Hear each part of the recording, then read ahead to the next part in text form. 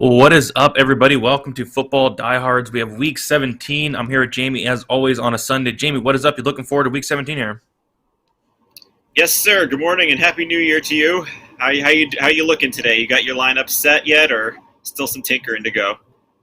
No, still some tinkering. I think I have an idea of what to do, but I am debating on one last slot, so trying to figure that out. I was kind of hoping some things open up today, so we'll see. But yeah, I have an idea, so looking forward to it. Yeah, and I think the big question we're going to probably tackle here is when we get to the top end guys, as we talked about on Wednesday. Is it Jonathan Taylor? Or is it Cooper Kupp? And in my current build right now, I have both, so I got to go through it and see if I'm happy with the rest doing that. Yeah, I tried to get both as well. I found myself punting down at tight end, quarterback, wide receiver. And I've got to find another punt wide receiver to do it, but it's possible. It's possible. It is now, yeah, with some of the values. So I say we get into it and see what we can find here. All right, yeah, 14 games, that's nuts. But we'll do it here. We'll start with the very first game. We have Atlanta going against Buffalo. I'll let you kick this one off. What are you looking at in this game here? Well, I love the Buffalo side in this one. I mean, we're if you're looking at see what Josh Allen has done. He's the QB1 now, and we really saw his upside against a tough defense against the Patriots last week. This week he gets Atlanta, which can't be any easier based on what he had last time. I mean, they're last in sack rate and pressure rate, and 30th in QB hit rate. So Allen's going to be upright this entire game. He's got everybody back except maybe Emmanuel Sanders, who might not play today. But I don't even think that matters. He's clearly the fourth, even fifth best wide receiver on that team. So I'm full stacking this team in GPP. I think any of Diggs or Davis is cash viable.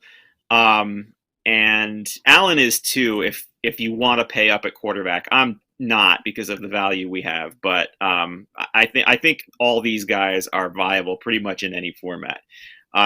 Where are you on the Bills? And if you are stacking them, are you coming back with any Falcons?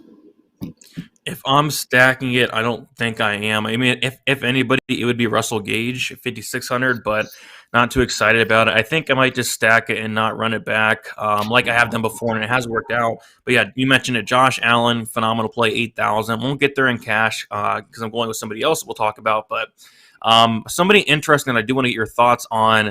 It looks like Devin Singletary has kind of taken over the backfield the last couple weeks. 18.8 DraftKings points last week against New England. He had 60.6 against Carolina, 14.9 against Tampa Bay. So a couple good games in a row. You like any Singletary at 5,400? He's pretty cheap here, and that's really a matchup. Yeah, I do. I do like him. He's got 51 touches over the last three games, and that was even with Moss being active last week against New England. The fact that they're favored by 14, I think, and Atlanta has given up the ninth most fantasy points per game to running backs. I definitely like Singletary and GPPs as well. Not with the Bills stack, but maybe as a one-off for sure. Yep, I don't hate that. How about you on the Atlanta side? Anything you're running it back with, or are you not running it back? I'm not. I think you're right. If you do with any, it's Gage. But this Bills defense is still really stout against the passing games, and Matt Ryan has 4 total touchdowns over his last 7 games. I don't have any need to get to any Atlanta pieces in this one, and they're not even values either. Like they're pretty much fully priced, so I'm not interested. Yep, I agree. It looks like we're on the same side here. Looking at the Buffalo side for tournaments, let's keep moving on to the next game. We have Jacksonville going against the Patriots here. And yeah, what do you like in this game? Not a ton. Not anything really. I mean, I think Ramondre Stevenson coming back for the Patriots messes Damian Harris up enough to not play him. Even though the Jacksonville just allowed 7.6 yards per carry to the Jets last week. I mean, I think if you want to take some GPP shots on Harris, it's fine if he's the one that's getting all the goal line stuff. But I think Stevenson being back hurts him just enough that I like others in that price range better. How about you? Are anyone there for you? This is a complicated game for me. I mean, yeah, there's some spots where I can see myself, trying to get there in tournaments. Ogunwala, who we talked about on Wednesday, he's 5,100. He was kind of the guy when James Robinson went down. So I think Ogunwala could be, interesting at that price tag. Not extremely crazy about it, though. And then don't hate some Laquan Treadwell as well at 4,000. Yeah, this price tag actually kind of intrigues me. Not the best match in the world, but he had at least 5 targets the last like 5-6 weeks. I think he's a decent play, a cheap wide receiver. But other than that, like you mentioned, like not a ton sticks out. Chenault's even really cheap, 3,800. But yeah, not a ton that like really excites me in this game. No, and O'Shaughnessy is out. They're down to like their 5th tight end now too. But Patriots have been the best team in the league against tight ends, so I don't really. There's a different $2,500 tight end out there that's much better, so I'm not going there either. Yeah, I was looking into that as well. Patriots are very good against the tight end, so I don't see myself playing like a Chris Manhertz or whatever. So yeah, No, I don't think it's even him. I don't think it's him either. I think it's the guy below him. Is it Waring? No, I gotta look. You keep talking. I don't even know. I can't even remember his name. I mean, that's how we're. That's how deep we're digging on this thing. Yep, that's it. He looks like he's the highest active one on the depth chart right now. Luke Farrell. He sounds very familiar. Farrell. He does. He's definitely. But I'm not. But I'm not going to get there, I don't think. But yeah, like you said, not a ton in this game. We'll see if we can find anything in the next game, and I think we will with Kansas City going against Cincinnati. I'll kick this one off on the Cincinnati side. I really like T. Higgins. They did price him up, and I still like him a lot. I mean, last week I kind of got scared away a little bit with the price tag. I'm not going to let that happen here. I like the matchup against Kansas City, and he has been absolutely on fire. It seems like these last like 6-7 weeks, it's been T. Higgins, and he's been really good as well. And Chase has as well, but I like T. Higgins. I like the price tag.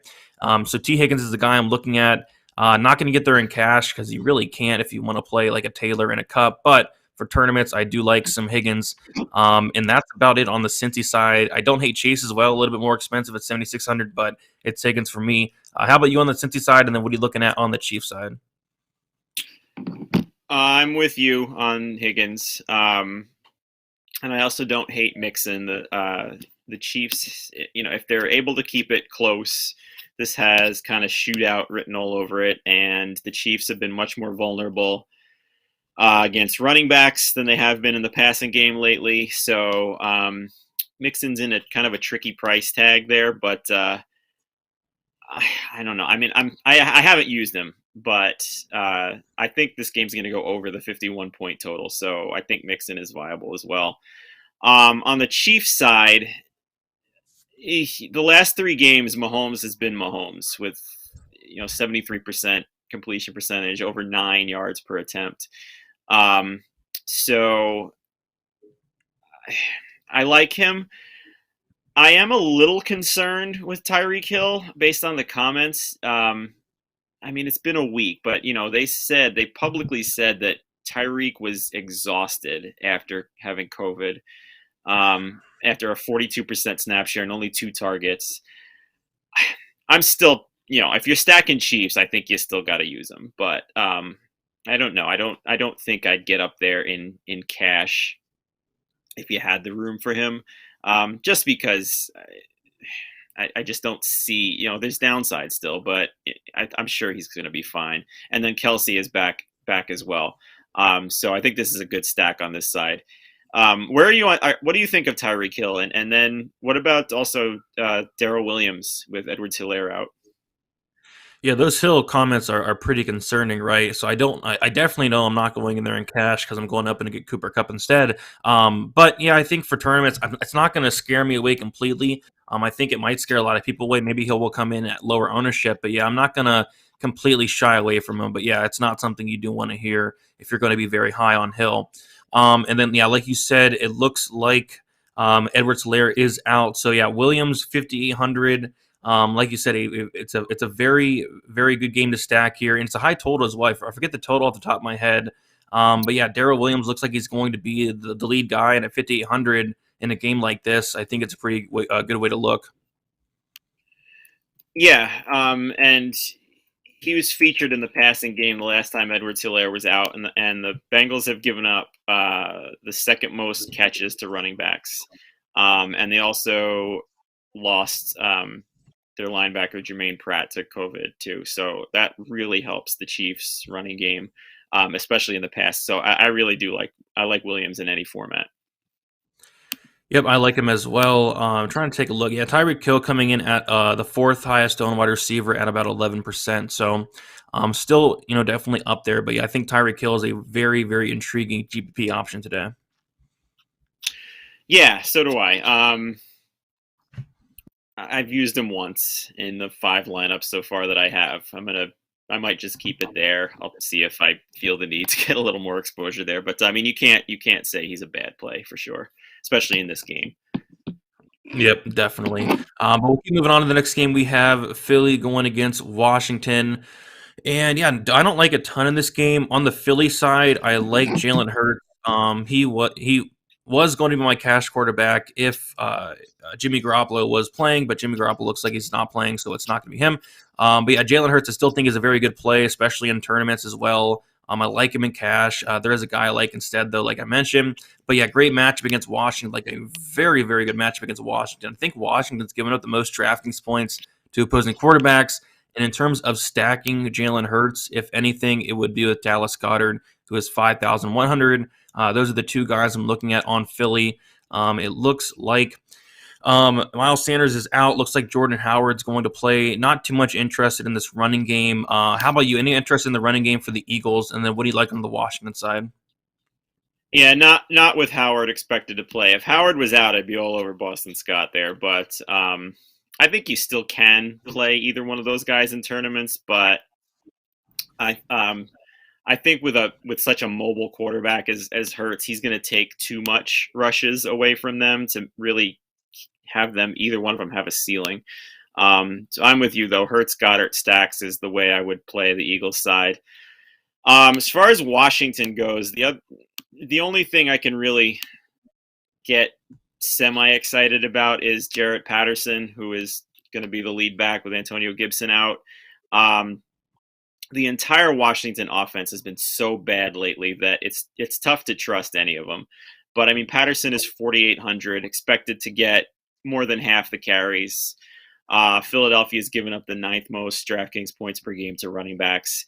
I think at that price, and especially if you are going to play a Hurts Goddard stack, I think he's fine to play in tournaments. But I wouldn't play him in cash, and there's nobody else on Washington that I have any interest in at all.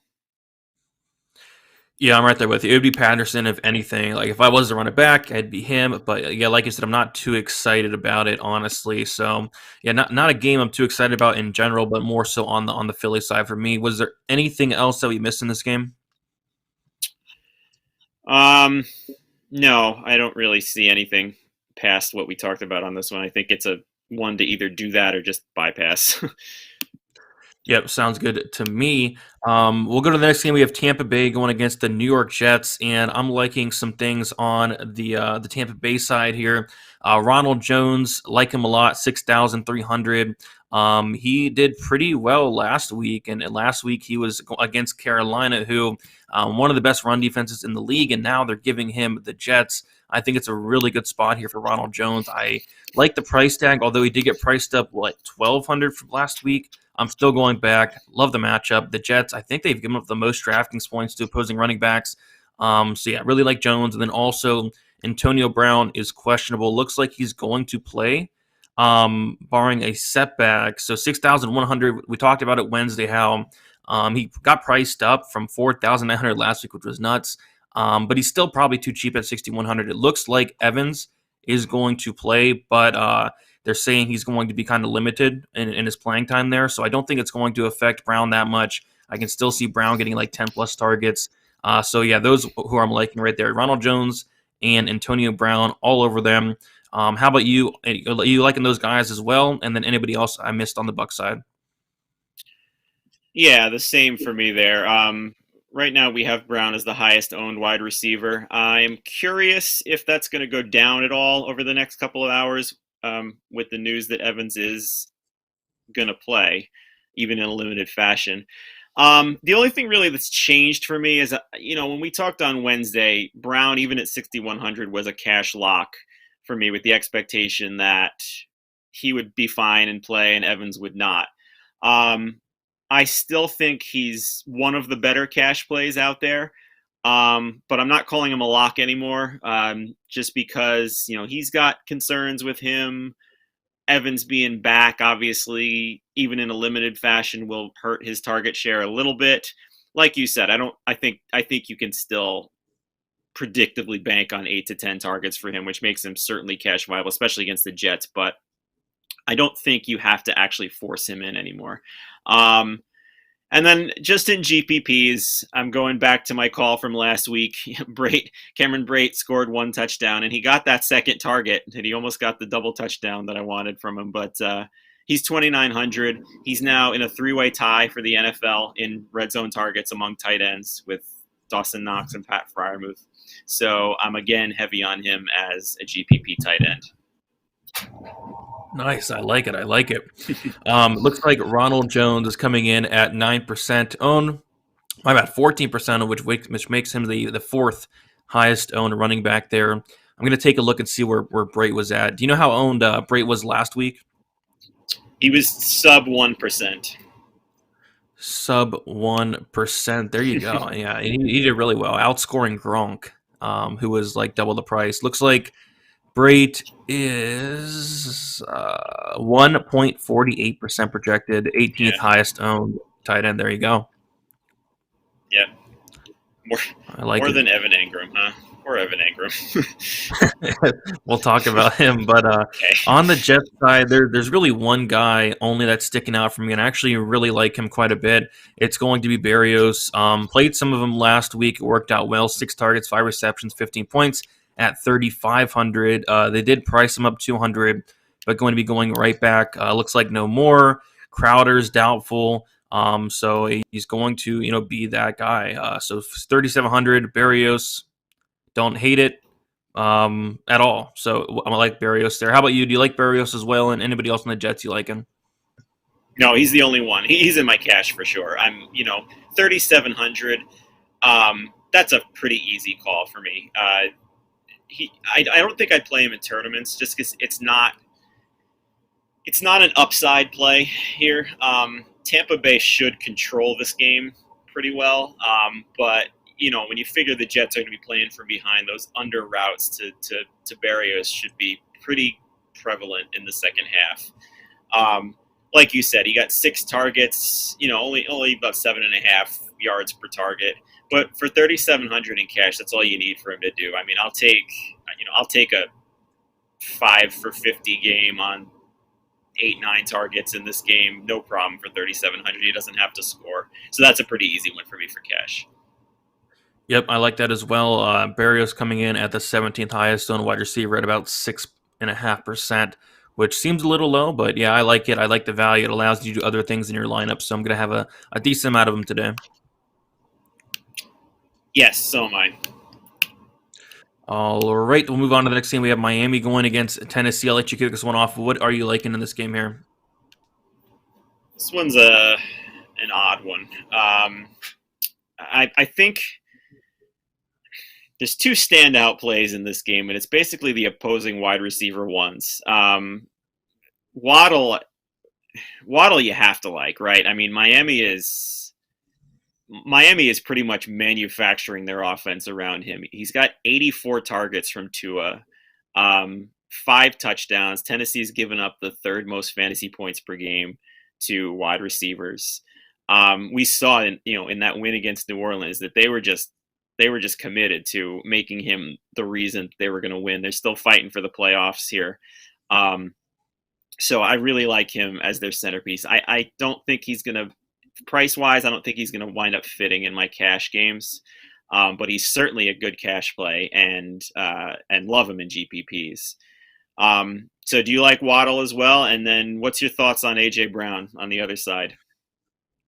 Yeah, I thought you broke it down perfectly. I mean, I'm looking at the same two here. We have Waddle on Miami and then AJ Brown on Tennessee, and I think they're both 100% in play. I do want to look at the ownerships on both. Brown is coming in at the fifth highest owned wide receiver at 11%, and it looks like Waddle's coming in at the 15th highest owned wide receiver at 7%. So yeah, that's very intriguing to me. At Waddle, he's 6,700, like I talked about on Wednesday. I liked him a lot better when he was like 5,500, 5,600. He was even like 4,900 at some point in the season. But even then, I think he's now priced accordingly, and I still like him. I think it's a really solid matchup against Tennessee. And we saw how, Parker being back does not really affect Waddle at all. 12 targets last week. I don't think Parker was even targeted last week, which is nuts. But yeah, Waddle 6,700. The price tag does not scare me away. AJ Brown is interesting as well. Looks like a lot of ownership's coming in on him. The dude had 16 targets last week. He's the main point of that offense. Yeah, I don't hate that as well. So yeah, if I'm playing anything in this game, it's going to be Brown and it's going to be Waddle. Did not get there in cash because it's almost impossible to if you want Cooper Kupp. But I think in tournaments, I'm going to have a lot of these guys. Yeah, and that was. You can correct me if I'm wrong here. Julio is not playing today, or am I wrong on that? Julio's on the COVID-19 list, so it looks like he is not. That 16 targets was with Julio active all game too. So, I think he's certainly got. It's a tougher matchup. Miami does have strong corners, but Brown lines up all over the place, and without Derrick Henry to control that game for Tennessee, I think they're going to lean on Brown again. Yep, I like it for sure. So yeah, those two pieces and those two pieces only for me. Was there anybody else that stuck out for you? No, not really in this game. It's really just those two and nobody else. Not interested in the running game for either team. Not interested in any tight ends or secondary receivers or the quarterbacks. Yeah, or the defenses really. So yeah, nothing really sticks out besides those two, and I like them a lot. Move on to the next game though. We have the Raiders going against the Colts. What do you like in this game here? Jonathan Taylor. He's getting all of his linemen back, and Carson Wentz looks like he's playing. So at 9,000, I'm still, the whole question all week was, are you playing Taylor or Kupp? I still have Kupp as the higher priority if you can't fit both, just because there are still the same mid-tier values that we talked about last Wednesday at running back, that you don't need Taylor. But I mean, the matchup is amazing against Las Vegas, giving up 20 all-purpose touchdowns to running backs and the third most DraftKings points per game. So, I mean, if you can fit Taylor in. Right now I got him in. Right now I have accurately fit in both of them. So we'll see. Yep, I'm going to try to do the same thing as well. Was tinkering with it like late last night. Could not quite get what I liked, but I'm going to make it work for sure. Taylor, great matchup like you mentioned. They're at home. You can't really. It's a good spot. It's a really good spot at 9K. I like him a lot. Like you said, if you had to pick between Kupp or Taylor, you're picking probably Kupp. I'm going with Kupp as well because there are like three guys I really like at running back that are cheaper. But Jonathan Taylor, I like him a lot. Other than that, on the Colts, it's Taylor for me. On the flip side for Las Vegas, I think Renfro's interesting at 6,500. No Darren Waller. So Renfro would be, kind of interesting. It's just the price that like really scares me away.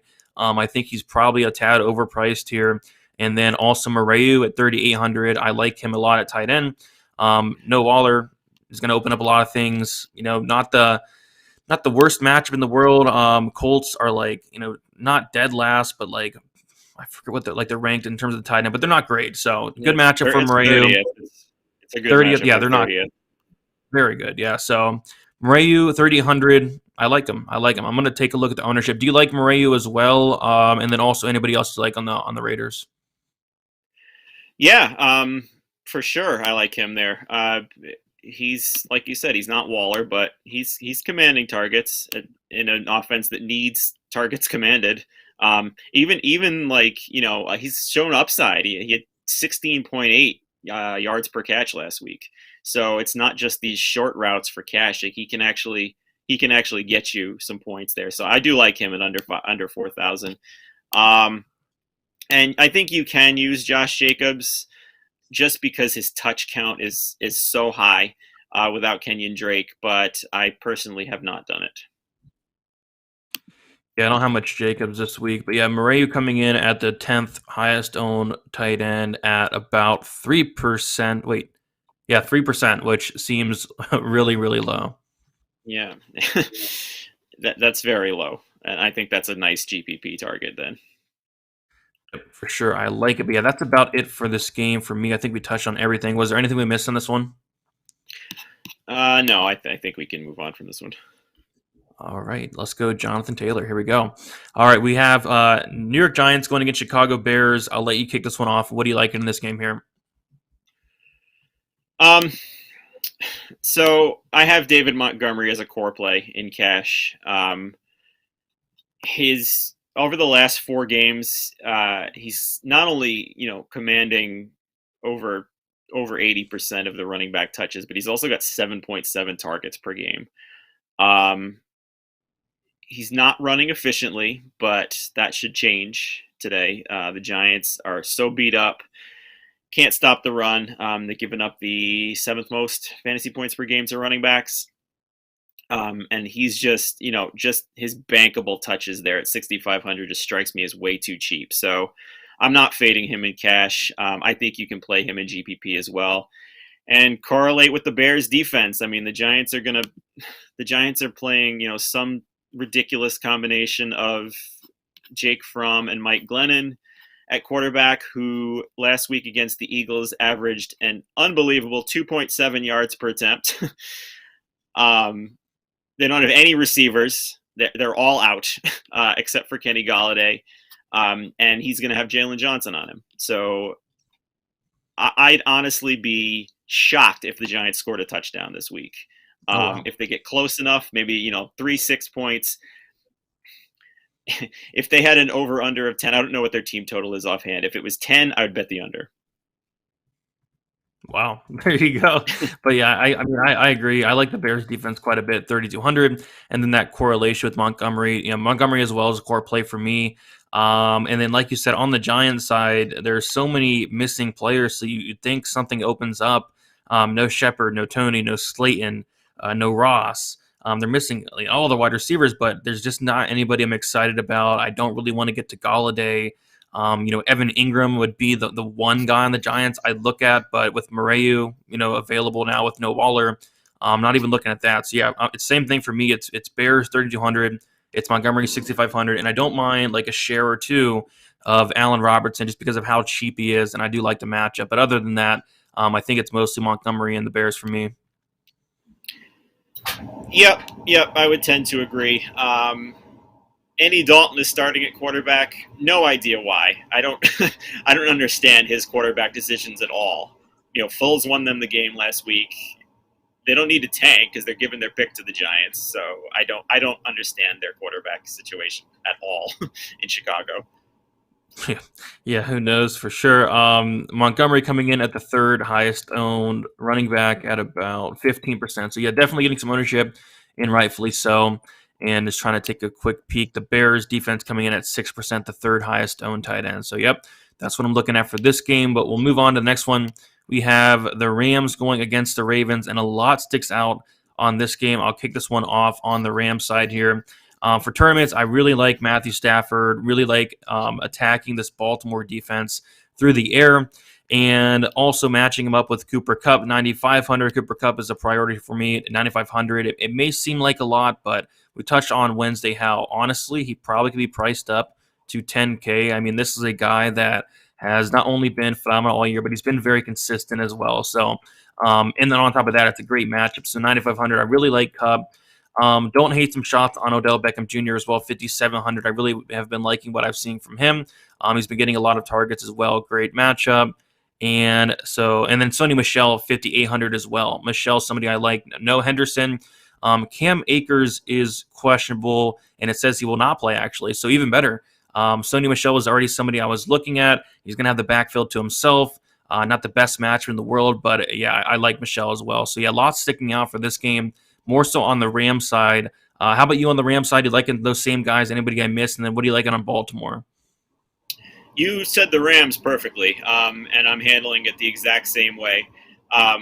No chance I'm fading Cup and Cash. No chance I'm fading Michel and Cash. Like you said, it's not the best matchup for Michel, but I can't imagine he doesn't have at least 25 touches in this game. There's nobody behind him. Special team rookie Jake Funk is the backup. So this is Michel's backfield completely. The one thing I will throw in, it's an interesting stat that actually surprised me, because I'm with you that that Beckham was with the Rams' propensity to give up the deep ball, that Odell Beckham was probably the next best choice after Cup, excuse me.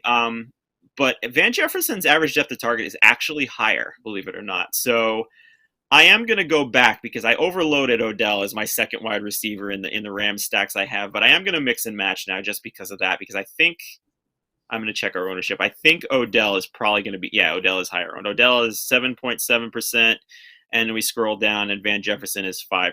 So I kind of like mixing and matching there now, just given that fact. But, yeah, the Rams are amazing. Yep, totally agree. I like that call as well. On the Baltimore side, if you're running it back, not a ton really excites me, to be honest. Mark Andrews really excites me, but he's 7,400. That's the only problem. But yeah, it's Mark Andrews for me. Is there anybody else you're looking to run it back with? Is it Mark Andrews? You looking at anybody else? It's Andrews or nothing for me from Baltimore. And I don't even think you need Andrews. I mentioned this on the radio yesterday, and I think on Wednesday on our show that, Jalen Ramsey being a shadow corner, I have to figure they put him on Andrews in this game. And we've seen them do that, and he's shut down Kittle in those division games where they've put him on Kittle. They can't do that now because they actually have viable receivers. But Baltimore kind of does and kind of doesn't. With Tyler Huntley at quarterback, given his lean on Andrews, I have to figure Ramsey is on him. So I think there's a big path to downside for him. I have 3 different Ram stacks. I'm still definitely going to have Andrews in at least one of them, but I don't think you need any Ravens for a run back for Ram stack. Yeah, I'm with you there. I don't think you absolutely need it, especially considering the price of Mark Andrews as well. But yep, definitely looking at some Rams here and liking them a lot today. We'll move on to the next game. We have San Francisco going against Houston. I'll let you kick this one off. What do you like in this game? There's a couple pieces that really stick out. Where am I? I lost my page here for a second. Yeah. Well, Trey Lance, right? That's who you're going with at quarterback. Yeah, I just think I don't think you can get a better spot really for him. Houston's given up the 4th most points per game. They're 10th, or they're 21st or 22nd in sacks. They're 31st in QB hits. He could be the most inefficient passer of the week and still big time past that price tag he's got just with his running. Last time he started in week 5, he rushed 16 times for 89 yards. For 4,800, I'll take that as just another running back in the quarterback spot with that floor. So I'm not calling him a core play, because if you wanted to pay up for a little bit more for, a little more bankable floor just based on established quarterbacks, you can, but I don't see the need to fade Lance at that price in cash. Yep, I'm with you there. I like Lance quite a bit. It's so cheap, 4,800. I like him. And taking a look at the ownership here, it looks like Lance is coming in at the 7th highest own at 7%. Yep, it's a pretty easy call for me to go there in cash. It just opens up so many things. Like we mentioned on Wednesday, it's so hard to get Kupp and Jonathan Taylor, but it almost feels impossible to, not use Lance in to get that combination. So yeah, with you there, I like Lance. Looks like Eli Mitchell is going to play 6,000. Great matchup against Houston. Eli Mitchell's intriguing to me. Do you like Mitchell this week? I do, unless they say he's on a snap count or anything like that. Every time he's been active, he's been the main carrier of the ball. And like you said, this is an amazing spot for him.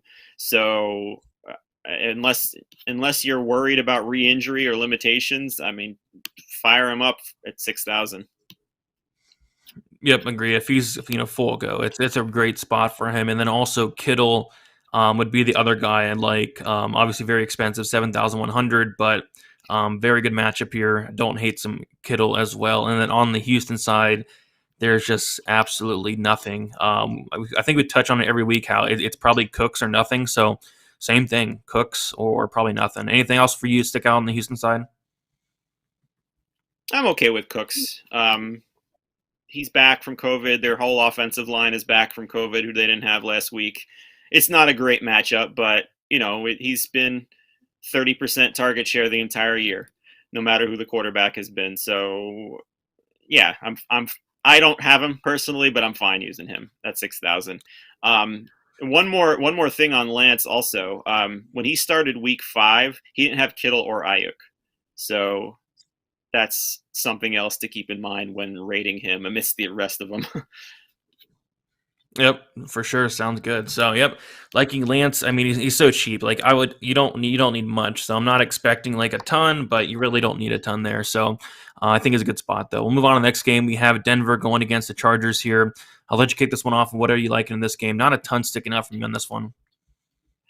More than I liked earlier in the week. There's actually 2 plays that I'm pretty well on, one for cash and one for GPP. So with Jared Cook on the COVID list, Steven Anderson is now the tight end 1 for the Chargers. So he's pretty much just in now at 2,500. Anytime we get that 2,500 tight end, I usually jump all over it. And and he's for sure going to be at least running most of the snaps out of tight end there. With Eckler, with all the receivers back, it's possible he doesn't get targeted, but I'm willing to take that risk at 2,500. And then on the other side, Cortland Sutton, who is a name that we haven't said this year, really. But Jerry Jeudy is out. Tim Patrick is out. Sutton was almost out himself, it looks like, but he looks like he's going to play. He had a 22% target share from Locke last week, and he's 4,500. I'm curious on his ownership as we're talking here. I'm looking down. I do not see it. 1.6%. He's one of my favorite GPP plays at that price.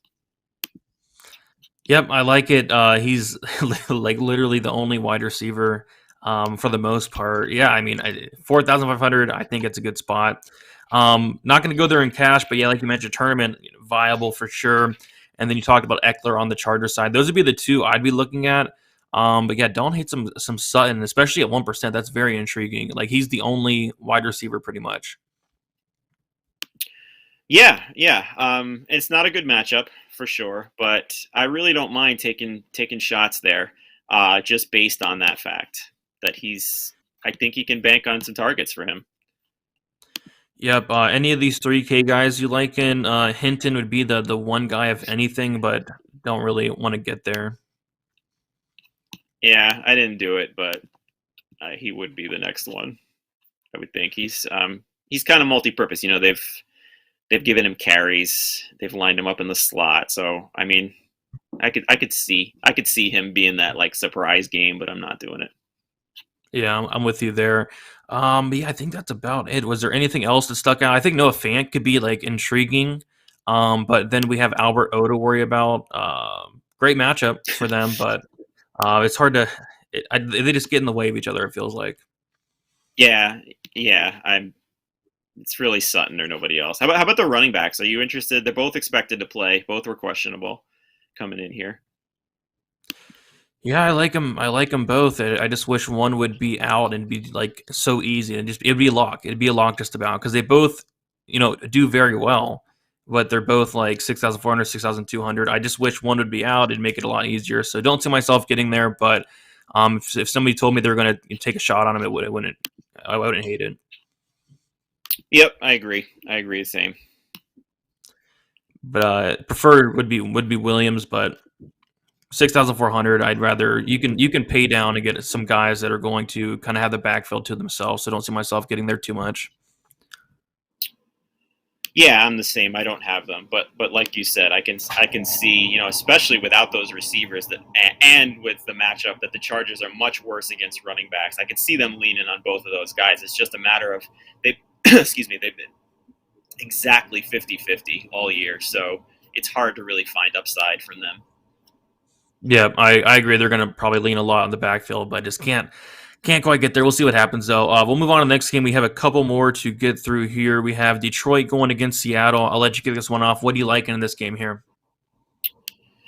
I didn't wind up doing it, but I do like Seattle stacks. Just because Detroit they've been such a bad defense on all facets all season. I don't know how Seattle's going to play this now because they're out of it, but they give up their pick this year also, so they're not really tanking. I think they play this one straight. I think you can play Wilson, Lockett, Metcalf stacks. I haven't done it. And Penny really looks like a good play in this one against Detroit, who has given up the fourth most fantasy points per game to running backs. They've been bad against running backs all year. And he looks like the lead back, even though DJ Dallas did get the majority of the passing downs. Penny is not involved in the passing game, so of course there's downside with him there. But the matchup is really good. So I didn't use any of them, but I think they're all good plays. How about you? Yeah, I think the one I'd be most interested would be Lockett, 6,400. Liked him a little bit last week, didn't quite get to him then. 6 targets, 3 receptions. I think it's a good time to go back to him. Love the matchup against Detroit here. So Lockett would be my main guy, but yeah, mixing in Metcalf, like you said, stacking it up. And then also Penny, 6,100 would be the other guy. Penny, I think it's a great spot against Detroit. Really good matchup. He's the lead guy. It's just I like Mitchell more. I like Montgomery more. I like Michelle more. And I feel like there's one more other guy I like more, but I just like other guys more around it. But I think, like you said, Penny's a really good play. Yeah, solid play that I think really could, if the game script goes the way it looks like, he could that could be a 100-yard, 1-2 score game for him. Yep, for sure. And then on the Detroit side, looks like Goff is doubtful, which I don't love that. Looks like Amon-Ra St. Brown, 6,000 would be the only guy I look for on Detroit. Detroit's missing a ton of wide receivers. Looks like no Josh Reynolds, no Khalif Raymond, no Sepsis, and they're missing, those 3. So, kind of, Amon-Ra St. Brown sticks out a little bit at that price tag. He's fine. And then also, if I was to punt down at 3K, Hodge could be interesting at minimum price, but it's hard with no Goff to be excited about these Detroit wide receivers. Yeah, and I was wrong on St. Brown last week. I said with the quarterback change that he was going to have too much downside to play. Clearly was wrong there because he got 12 targets again. I'm staying on that fade train with him because Swift is back, and I wonder how much Swift is going to eat into his target share now. Again, I'm sure 12 targets will come again, and I'll be on the wrong end of that. But I'm not doing it. Where are you on Swift though? Do you think he's a viable play at 6,000? Yep, definitely. Swift is definitely somebody I'm looking at. I love the matchup against Seattle. We saw what he was doing when he was playing, and he's actually really cheap. 6,000 is going to be the second lowest he's been all year. And on top of that, he's a really good matchup. So, yeah, I like Swift a lot. Did not quite get there in cash because there are some guys I like a little bit more, but I really do like Swift this week. Yeah, and I didn't use him in cash either, but at 6,000, I'm definitely mixing him into GPPs just based on what he was doing before he got hurt. He's in a good spot here. I want to take a look at the ownership to see where both Penny and Swift are. It looks like um, Swift is coming in at the 13th highest own at 7%, and then Penny, I don't even see him. Do you see? Oh, there he is, the 21st at only 3%. That's interesting. Yeah, those are nice GPP plays for sure. I still like Swift a little bit better because he's involved in the passing game. Penny's not, but I mean, both have great matchups, and at that ownership, I think can really come through in GPPs. Yep, for sure. I like them both. We'll move on. We have two more games to get to. We have Carolina going against the Saints, and this is a game that nothing really sticks out other than DJ Moore. It looks like Darnold is going to start the game, and I like their chemistry earlier in the year. It kind of tapered off a little bit, and then Cam Newton got involved. But yeah, don't hate Moore. The past 4 weeks has had at least 10 targets. He's cheap, 5,600. This is going to be, I think, the cheapest he's been all. Yeah, this is the cheapest he's been all year, and it's a decent matchup against the Saints. So I don't hate Moore. I think he'd be the only guy I'd look at really in this entire game. Is there anybody else that I'm missing in this game? And then what are your thoughts on Moore? I'm with you on Moore. Just the chemistry with Darnold and his price tag gives him definitely enough to play in this one. And Kamara is so talented. I don't mind taking shots on GP with him and GPP on the other side, but I didn't do it. I mean, I'd rather find the money for Taylor, or even 300 more for Eckler. I think is the smarter play there than Kamara. Yep, Kamara's coming in pretty low owned, about 15th, highest on running back at about 6%. So yeah, it's intriguing, but like you said, I'd rather go up and get those top guys. Yeah, I would agree. Which is weird to say. I mean, 7,900 price tag for Kamara is something that we really would want to jump all over, but it's just not. It's not the offense for him with Taysom Hill at quarterback and no playmakers at wide receiver. They know Kamara is going to be getting the ball. They don't have any other weapons besides Hill himself. So I don't see the upside for Kamara in this one. It's a bad matchup too. Yeah, I'm definitely with you there. But we'll move on to the last game of the slate. We have Dallas going against Arizona. I'll let you kick this one off. What are you liking in this game here? Well, it's the highest over. It's weird because it's the highest over-under on the slate, and on DraftKings, I just don't have any pieces of it, which bugs me a little bit, I will say.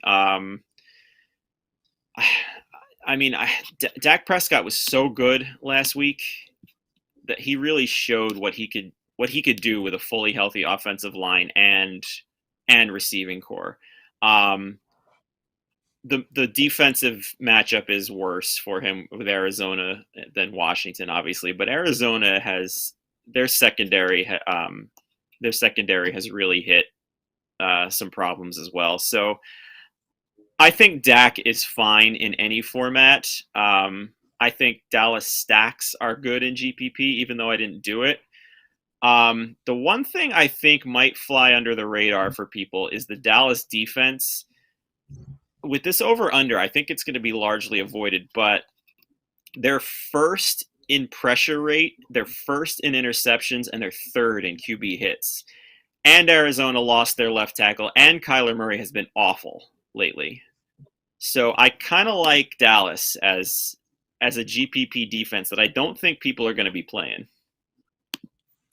Yeah, that's sneaky because I think everybody's going to be loading up on the Bears, and I don't think many people are going to get to that. So yeah, that's very sneaky as well. Yeah, it's a tough game because, like you said, I feel like I should have more of this game with the total being so high, but I don't have a ton at all. Christian Kirk would be my favorite piece in this game. He is gaining some ownership, it looks like, coming into the third highest on wide receiver at 11%, but Kirk would be that one guy I do like, and like you said, I like the Dallas wide receivers as well. I don't love the prices on both. Cooper 6,600. It's definitely getting up there, and so is Lamb 7,100. So don't like the prices, but I feel like you can sprinkle them both in. I feel like one of them, maybe both, could have a good day today, but nothing I'm like extremely excited about in this game, which is weird because of the total so high. I know, it's very weird. I will say we do mostly DraftKings here, but for those that play FanDuel, Zach Ertz is weirdly cheap there. I think you lock him in at tight end since he's been the main, he's led the team in targets since Hopkins went down.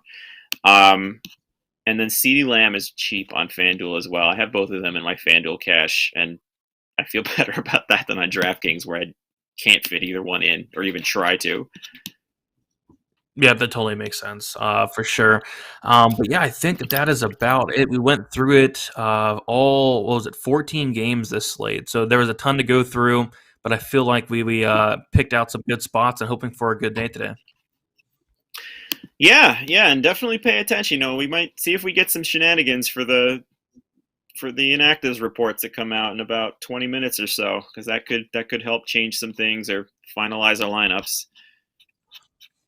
Yep, for sure. So yeah, that's about it. We'll be back next week for week 18. The year is flying by, but yeah, good luck to you, Jamie. Good luck to everybody. Let's make some money on this Sunday. Let's make $1 million today. Let's take down the Millie today.